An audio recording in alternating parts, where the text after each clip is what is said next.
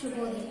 మనము నిన్నటి క్లాస్ లో ఏం చెప్పుకున్నాం అన్న రాణి శంకరమ్మ గురించి చెప్పుకోవడం జరిగింది. ఆమె యొక్క ఏంటిది ధైర్య సాహసాలకు మరియు ఆమె ఏ విధంగా రాజ్యపాలన చేసింది, ఎవరిని ఏ విధంగా ఒప్పించింది అనే విషయాన్ని మనము తెలుసుకోవడము జరిగింది. మనం ఈ రోజు ఏంటిది బిట్స్ నేర్చుకుందాం అన్న. ఇవి చేయండి.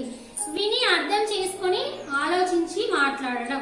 విని అర్థం చేసుకొని ఆలోచించి మాట్లాడడం. రాణి శంకరమ్మ కథలో మీకు నచ్చిన ఆశ్చర్యం కలిగించిన సంఘటన దాని గురించి మాట్లాడండి. మనం ఇంతకు ముందు క్లాస్ లో చెప్పుకున్నాం కదా నాన్న, రాణి శంకరమ్మ మీకు నచ్చిన విషయాన్ని మీరు మాట్లాడాలి. అదే ఆశ్చర్యం కలిగించిన సంఘటన ఏది దాని గురించి మరి మీరే మాట్లాడుకోవాలి. నెక్స్ట్ వన్ అన్న ధారాళంగా చదవడం, అర్థం చేసుకొని ప్రతిస్పందించడం. ధారాళంగా చదవడం, అర్థం చేసుకొని పాఠం చదవండి. రాణి శంకరమ్మ పరాక్రమాన్ని తెలిపే పదాలను గుర్తించండి. ఉదాహరణ బండరాలను పిండిగా చేయడం. ఇలాంటి పదాలు మీకు ఉంటాయి, అవి మీరే వెతికి రాయాలి నాన్న. నెక్స్ట్ వన్ కింది గద్యాన్ని చదవండి. కింద ఇచ్చిన ప్రశ్నలకు సరైన జవాబును ఎన్నుకొని కుండలీకరణలో వ్రాయండి. కుండలీకరణ అంటే ఏంటిది? వీటిని కుండలీకరణ అని అంటారు. చూడండి, ఫస్ట్ వినండి. ఒక పారాగ్రాఫ్ ఇచ్చారు. స్త్రీని మాతృదేవతగా భావించి పూజించి ఆరాధించేవారు భారతీయులు. యాత్ర నారస్యస్తు పూజ్యంతే రమంతే తాత్ర దేవత అన్నది ఆర్యోక్తి. భారతీయ సంస్కృతి సాంప్రదాయాలను ఒక తరం నుండి మరో తరానికి వారసత్వంగా అందిస్తూ ఉంటారు మహిళలు. సభ్యత సంస్కారాల రూపంలో జాతి జీవన శక్తిని మరింత వేలు వేసుకునేటట్లు చేసింది భారతీయ మహిళలే. ఇటు కుటుంబ బాధ్యతలు నిర్వర్తిస్తూ అటు సమాజం ఉన్నతికై శ్రమిస్తూ తమ వంతు పాత్రను పరిపూర్ణం చేసుకుంటూ అవసరమైనప్పుడు సంస్కృతి రక్షణకై పూనుకుంటారు. అవసరమైతే మహిళలు మాతృభూమి రక్షణ కోసం ప్రాణత్యాగాలు చేస్తుంటారు. చూడండి కదా, మనకి ఇక్కడ ఇచ్చిన దాంట్లో కొన్ని మనకి ఏంటిది మల్టిపుల్ చాయిస్ అని అంటాం కదా మామూలుగా మనము, అలాంటివి అన్నట్టు. స్త్రీలను భారతీయులు ఎట్లా పూజిస్తారు? ఇక్కడ ఏమేమి ఇచ్చారు మరి? మాతృదేవతగా, పితృదేవతగా, అతిథి దేవతగా. మరి ఏ దేవతగా? కానన్ మాతృదేవతగా పూజిస్తారు. ఫస్ట్ వన్ కా. నెక్స్ట్ వన్ మహిళలు ఒక తరం నుండి మరో తరానికి దేనిని అందిస్తూ ఉంటారు? భారతీయులు ఒక తరం నుండి మరో తరానికి దేనిని అందిస్తూ ఉంటారు? భారతీయ ఆర్థిక వ్యవస్థను, భారతీయ సంస్కృతిని, భారతీయ వ్యవహారాలను. భారతీయ సంస్కృతిని. థర్డ్ వన్ జాతి జీవన శక్తి దేని వలన వేలు వేసుకొని ఉంటుంది? సభ్యత సంస్కారాలు, కుళ్ళు కుతంత్రాలు, ఎత్తుకు పై ఎత్తు. సభ్యత సంస్కారాలు. ఫోర్త్ వన్ నేటి ఉన్నతికై స్త్రీలు శ్రమిస్తారు. సిరి సంపదలు, కుటుంబ సమాజం, తమ కోసం తాము. మరి ఎవరి కోసం? కుటుంబం మరియు సమాజం కోసం. కుటుంబం మరియు సమాజం కోసం. దేని కోసం ప్రాణత్యాగం చేయవచ్చు? సంపదలకై, ఆచారాలకై, మాతృభూమి రక్షణకై. దేనికి? మాతృభూమి రక్షణకై.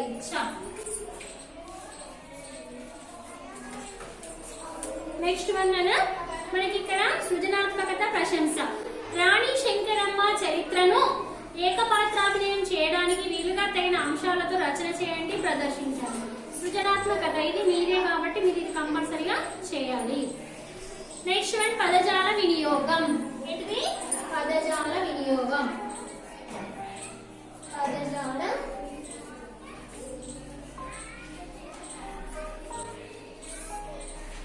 వినియోగం.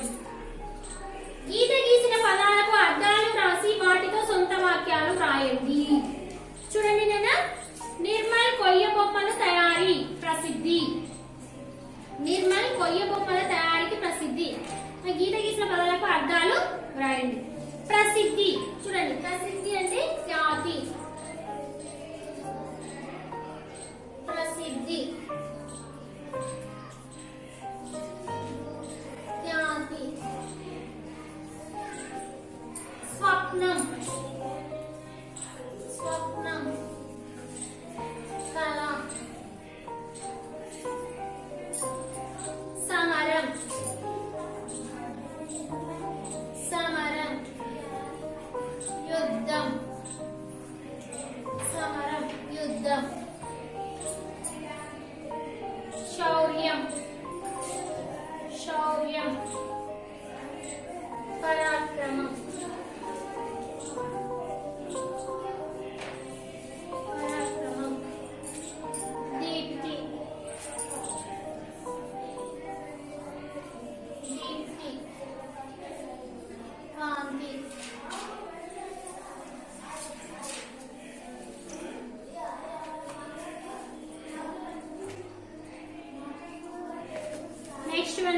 భాషను గురించి తెలుసుకుందాం.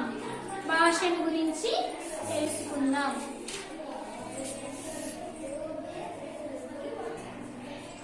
భాషను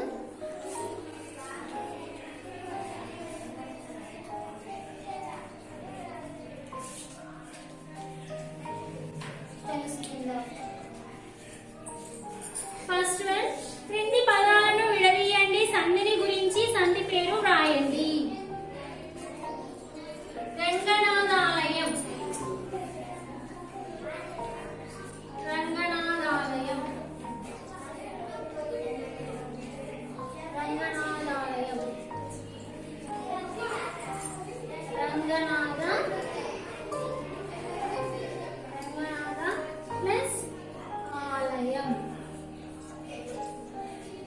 చూడండి నాన్న, రంగనాథ ఇక్కడ ఏమొస్తుంది? ఆ వస్తుంది. రంగనాథ ప్లస్ ఆ వస్తుంది. ఆ మనకేంటిది? తెలుగు సందులు సంస్కృత సందులు ఉంటాయి. మనకు తెలుగు సందులు మనం మొన్నటిదాకా చెప్పుకున్నాం. అండి ఉత్వ సంధి, ఉకార సంధి, ఈకార సంధి ఇవన్నీ కూడా తెలుగు సందులు. ఏంటిది? మనకి సంస్కృత సందులు 4 ఉంటాయి. సవర్ణ దీర్ఘ సంధి, గుణ సంధి, వృద్ధి సంధి, అనాదేశ సంధి. మనకి ఇప్పుడు ఈ క్లాస్ లో మాత్రం ఒకటే సంధి వచ్చింది. అదేంటిది? సవర్ణ దీర్ఘ సంధి. ఏంటిది? సవర్ణ దీర్ఘ సంధి. సవర్ణ దీర్ఘ సంధి. రంగనాథ ప్లస్ ఆలయం, ఆ ప్లస్ ఆ.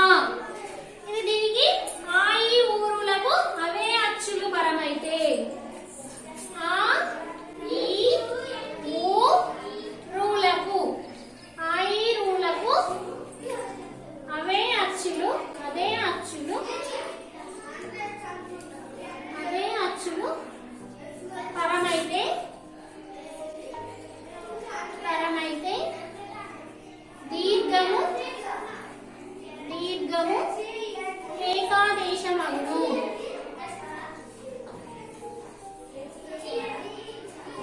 ఏకాదేశమగును.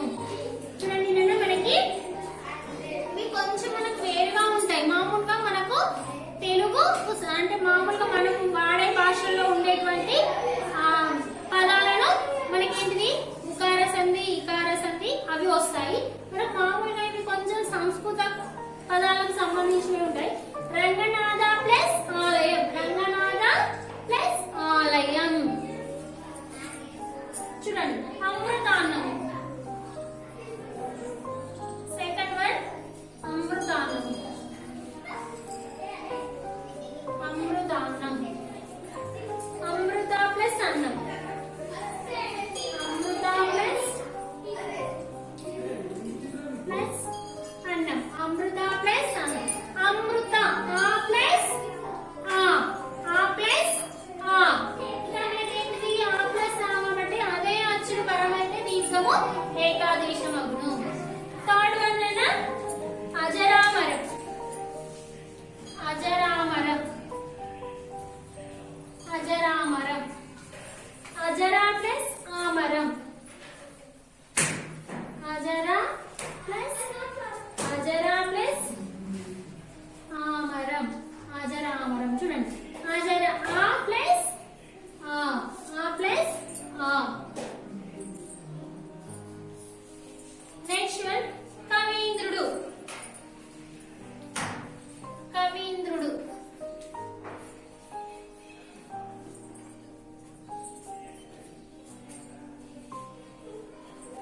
కవీంద్రుడు, కవి ప్లస్, కవి ప్లస్ ఇంద్రుడు, కవి ప్లస్ ఇంద్రుడు. కవి అన్నప్పుడు ఈ ప్లస్ ఈ, ఈ ప్లస్ ఈ, కవీంద్రుడు, కవి ప్లస్ ఇంద్రుడు. ఈ ప్లస్ ఏమవుతుందన్నా అదే అచ్చు, ఈ ప్లస్ ఈ అదే అచ్చు వచ్చింది కాబట్టి దీర్ఘం ఏకం. ఇది కూడా ఏంటిది? సవర్ణ దీర్ఘ సంధి. ఇది సవర్ణ దీర్ఘ సంధి చూస్తున్నాం కదా. సవర్ణ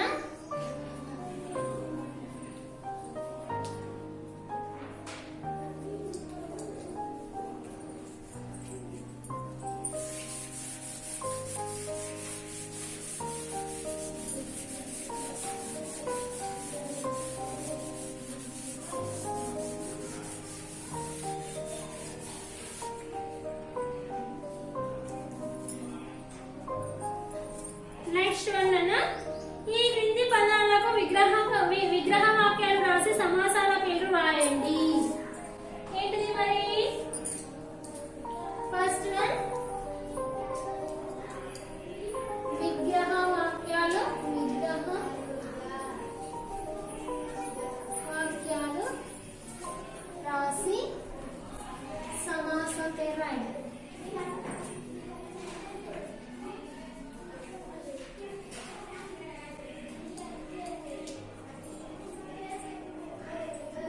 చూడండి, చదువు సంధ్యలు.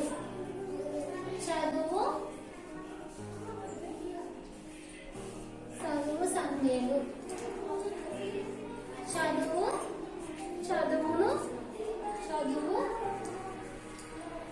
చదువును సంధ్యయులు.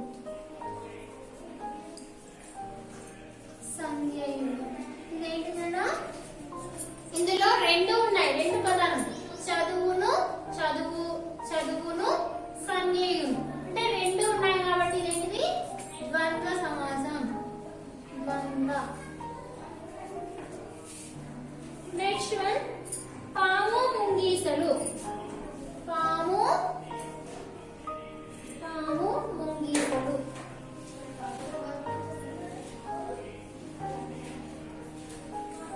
పాముయును ముంగీసలు. పాముయును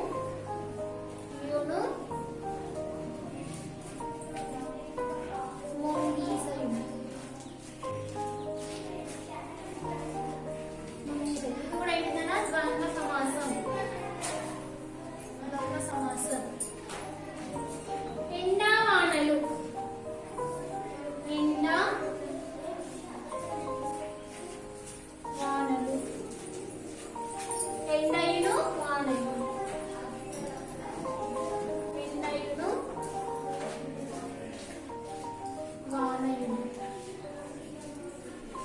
ఎండయును వానలు. ఇది కూడా ద్వంద్వ సమాసం. అర్థం రాయట్లేదు. ఫోర్త్ వన్ కొండ కోనలు. కొండ కోనలు. కొండయును కోనయును. కొండయును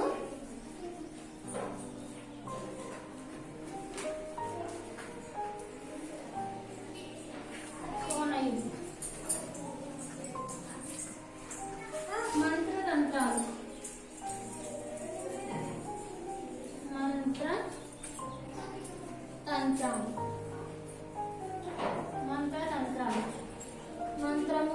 మంత్రమును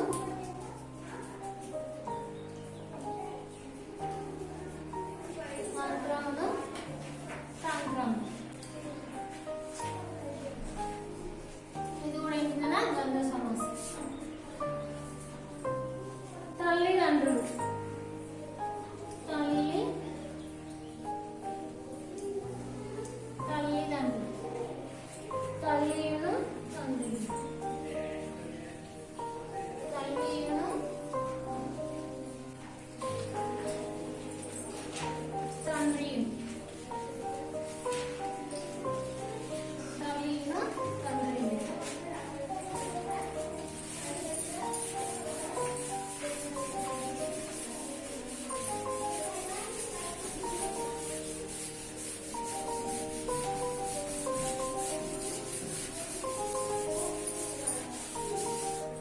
తల్లియును తండ్రియును. ద్వంద్వ సమాసం. రామకృష్ణుడు.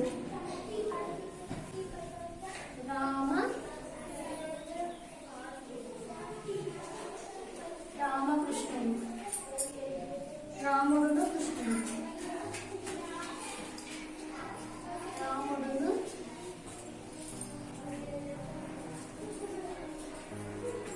కృష్ణుడు. ఇది కూడా ద్వంద్వ సమాసం. కూరగాయలు.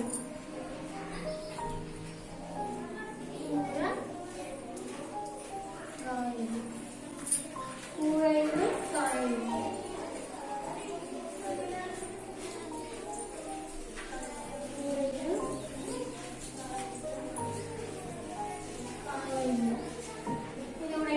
ద్వంద్వ సమాసం. కింది పదాలను పరిశీలన.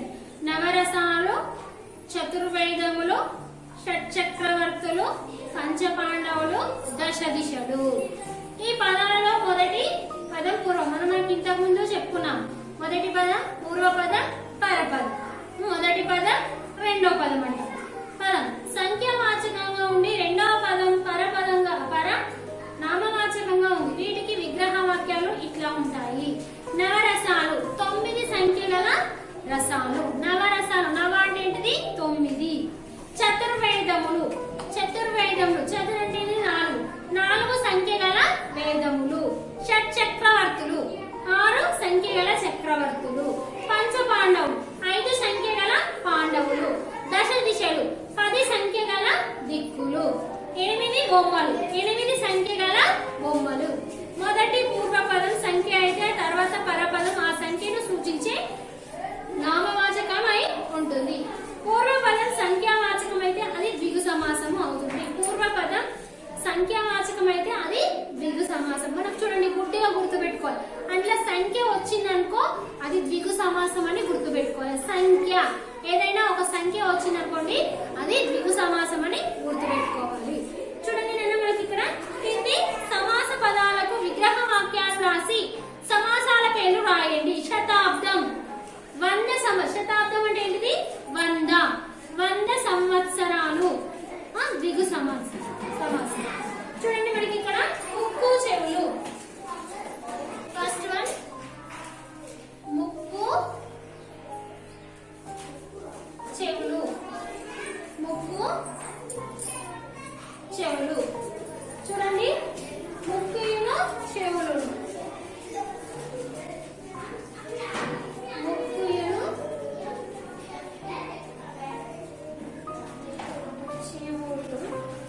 చెవులు. ఇదేంటిదంటే 2 పదాలు ఉన్నాయి మనకి ఇక్కడ. ముక్కును చెవులు. ఇదేంటిది ద్వంద్వ సమాసం. ద్వంద్వ సమాసం. 7 ఏళ్ళు. 7 ఏళ్ళు. చూడండి నేను 7 సంఖ్య గల ఏళ్ళు. 7 సంఖ్య గల ఏళ్ళు. 7 సంఖ్య గల ఏళ్ళు. ఇదేంటిది ద్విగు సమాసం. ఇది సంఖ్య వచ్చింది. సంఖ్య వచ్చింది కాబట్టి దీన్ని ఏమంటారు ద్విగు సమాసం అని అంటారు. నెక్స్ట్ వన్ 6000 అశ్విక దళం. 6000 అశ్విక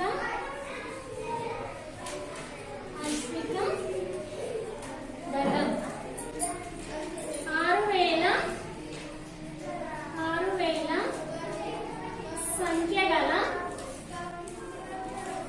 సంఖ్య గల అశ్విక దళం. అశ్విక దళం. ఇది కూడా ఏంటిదన్నా ద్విగు సమాసం. శౌర్య ధైర్యాలు. ఫోర్త్ వన్ శౌర్య ధైర్యాలు. శౌర్య ధైర్యాలు. శౌర్యమును